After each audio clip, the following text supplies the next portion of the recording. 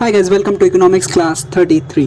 सो आज हम पढ़ेंगे कैपिटल मार्केट्स के बारे में, जिसमें हम पढ़ेंगे इक्विटी इंस्ट्रूमेंट्स क्या होते हैं, डेट इंस्ट्रूमेंट्स क्या होते हैं और क्लासिफिकेशन क्या है कैपिटल मार्केट का। और हम साथ ही साथ ये भी पढ़ेंगे what are the instruments in the capital market system. तो सबसे पहले जानते हैं कैपिटल मार्केट होता क्या है।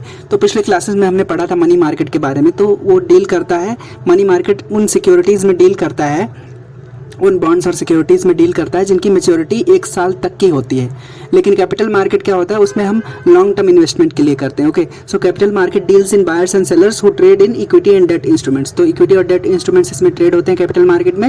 And it deals with in securities that are redeemable after maturity of at least 1 year. मतलब 1 साल या उससे ज़्यादा, 1 साल से ज़्यादा तक के लिए जो सिक्योरिटीज़ खरीदी या बेची जाएंगी वो कैपिटल मार्केट के अंतर्गत आती है। तो सबसे पहले जानते हैं इक्विटी इंस्ट्रूमेंट क्या होता है, डेट इंस्ट्रूमेंट क्या होता है। सो इक्विटी जैसे हम जानते हैं शेयर्स, आपने किसी कंपनी के शेयर्स मान लेते हैं, जोमेटो के शेयर्स खरीदे तो आप उसके इक्विटी होल्डर हुए। Okay, so any financial instruments that represents the ownership of an asset. मतलब आपने अगर 10 शेयर्स खरीदे जोमेटो के तो आप उस 10 शेयर्स के ओनर हुए in that company. So you hold ownership of that asset in that company. Okay, so any financial instrument that represents the ownership of an asset is called equity instruments. Okay, for example share certificate, आपने कोई share खरीदा उसका आपको certificate मिला। सो इसके case में equity instrument के क्या होता है कि risk is of the person who risk is of the person who boys the equity instruments. Okay, अभी बात करेंगे डेट इंस्ट्रूमेंट की। सो डेट इंस्ट्रूमेंट वो होता है, so any financial instrument that represents the loan made by investor to the owner of an assets. मतलब मान लेते हैं आप कोई कंपनी है, ओके, और आपको पैसे रेज करने हैं तो आप डेट इंस्ट्रूमेंट इशू करेंगे और उसमें कोई इन्वेस्टर इशू करे, इंटरेस्ट दिखाएगा। मतलब कोई इन्वेस्टर ने आपको पैसे दिए, उसके एवज में आपने उसको अपना डेट इंस्ट्रूमेंट दिया। Okay, so that debt instrument is also a financial instrument and it is dealt in capital market. तो any financial instrument that represents a loan made by investor to the owner of an asset. Okay, loan made by an investor to the owner of an asset, मतलब जो debt instrument issue कर रहा है वो एक तरह से borrower हुआ और जो इन्वेस्टर है वो पैसे लगा रहा है वो एक तरीके से इन्वेस्टर हुआ। ओके, सो डेट इंस्ट्रूमेंट में एग्जांपल के जैसे कि bonds. So the person who boys the date instrument is on a safer side. मतलब जिसने इन्वेस्ट किया डेट इंस्ट्रूमेंट जो खरीदा वो सेफर साइड में है, क्योंकि जो ओनर है जिसने डेट इंस्ट्रूमेंट इशू किया है और उसके एवज में पैसा लिया है उसको ही पैसे चुकाने हैं ना। इस वजह से जिस पर्सन ने बाय किया है डेट इंस्ट्रूमेंट को वो सेफर साइड में है, क्योंकि वो तो दिखा देगा अपना डेट इंस्ट्रूमेंट ये देख लो और इसके वजह में मुझे पैसा दे। तो जिसको पैसे चुकाने हैं, जिसने डेट इंस्ट्रूमेंट इशू किया है वो रिस्कियर साइड पे है। ओके, सो ये है। And medium and long term funds are traded through the capital market. मतलब मीडियम और लॉन्ग टर्म 1 साल से ज़्यादा के इंस्ट्रूमेंट्स इसमें ट्रेड किया जाता है with maturity of more than 1 year. Okay, so SEBI regulates the capital market. ये सभी जानते हैं कि securities and exchange board of India, जो कि सेबी एक्ट 1992 से बना था, पार्लियामेंट द्वारा लॉ पास किया गया था। इस वजह से ये एक स्टैच्यूटरी बॉडी है, क्योंकि एक स्टैच्यूट के तहत, एक लॉ के तहत बना था सेबी। ओके, सो अभी जानते हैं what is the broad classification of Indian capital market system. तो इंडियन कैपिटल मार्केट सिस्टम में what is the broad classification. तो सबसे पहला है क्लासिफिकेशन में पहला है सिक्योरिटीज़ मार्केट। इसके अंदर गवर्नमेंट सिक्योरिटीज़ आते हैं और इंडस्ट्रियल सिक्योरिटीज़ मार्केट आते हैं। दूसरा है development financial instruments institutions. Okay, so ये दूसरा क्लासिफिकेशन है इंडियन कैपिटल मार्केट के सिस्टम में। ओके, तो जो सिक्योरिटीज़ मार्केट होता है इसमें हम देखते हैं गवर्नमेंट सिक्योरिटीज़ जो इशू करती है वो होते हैं, और इंडस्ट्रियल सिक्योरिटीज़ मार्केट में जो इंडस्ट्रीज़ कमर्शियल ऑर्गेनाइजेशंस जो पैसे रेज फंड करते हैं वो इसमें इंक्लूड होता है। ओके, तो ये है इंडस्ट्रियल सिक्योरिटीज़ मार्केट। अभी जानते हैं दूसरा डेवलपमेंट फाइनेंशियल इंस्टीट्यूशंस क्या होते हैं। तो डेवलपमेंट फाइनेंशियल इंस्टीट्यूशंस वो इंस्टीट्यूशंस होते हैं, फॉर एग्जांपल जैसे हाउसिंग बोर्ड्स ने इशू किया हाउसिंग बॉन्ड्स कैपिटल रेज करने के लिए मार्केट से, हाउसिंग बॉन्ड्स इशू किया, उसको जिसने खरीदा उसने पैसे लगाए, तो डेवलपमेंट फाइनेंशियल इंस्टीट्यूशंस जैसे कि हाउसिंग बोर्ड को पैसे मिल गए और उसने इंस्ट्रूमेंट इशू कर दिया। ओके, तो तीसरा क्लासिफिकेशन है इंडियन कैपिटल मार्केट में फाइनेंशियल इंटरमीडियरीज। तो फाइनेंशियल इंटरमीडियरीज क्या करते हैं, they are instruments for giving funds. Okay, raising funds, giving funds के लिए भी फाइनेंशियल इंटरमीडियरीज काम आते हैं। ओके, तो ये है।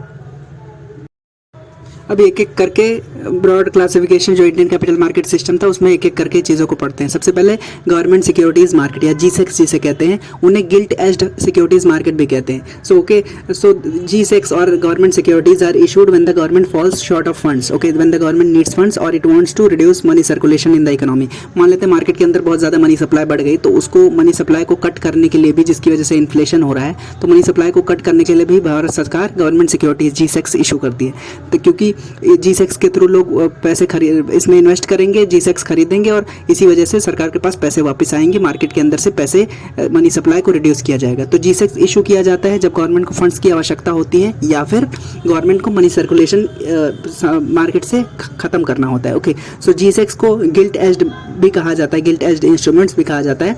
सो गिल्ट एज्ड यानी कि they are of the best quality.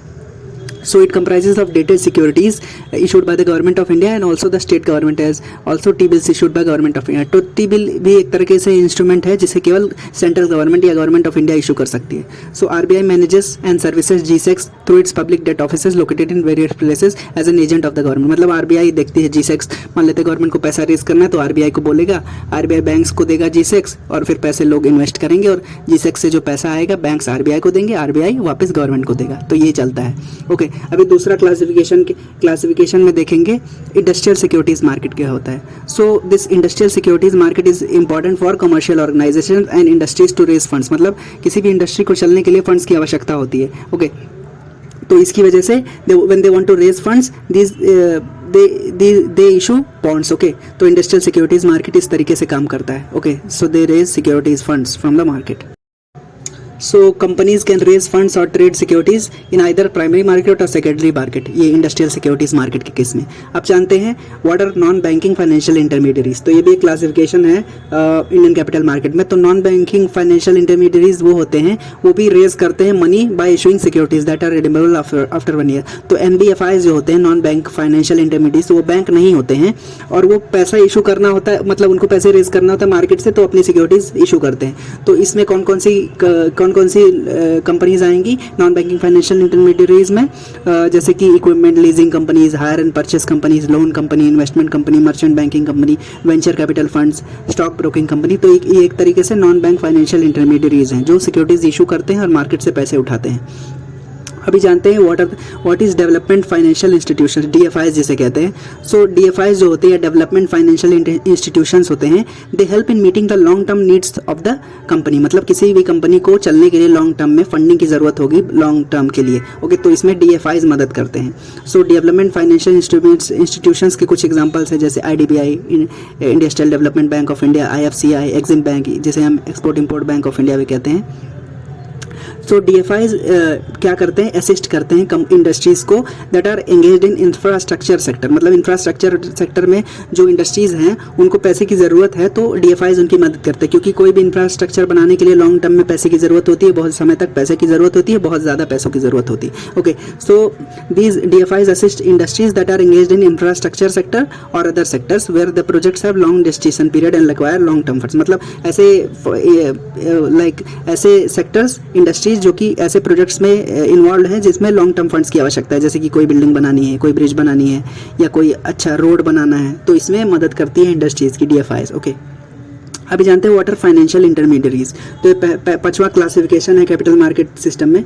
तो ये है फाइनेंशियल इंटरमीडियरीज। सो फाइनेंशियल इंटरमीडियरीज जैसे नाम से ही पता चल रहा है इंटरमीडियरी है, ये बिचौलिया है, बीच का आदमी है। तो an entity that acts as a middleman between two parties. Okay, so ये फाइनेंशियल इंटरमीडियरीज क्या करती हैं, they help the seller reach the right buyer. तो ये इनका काम होता है।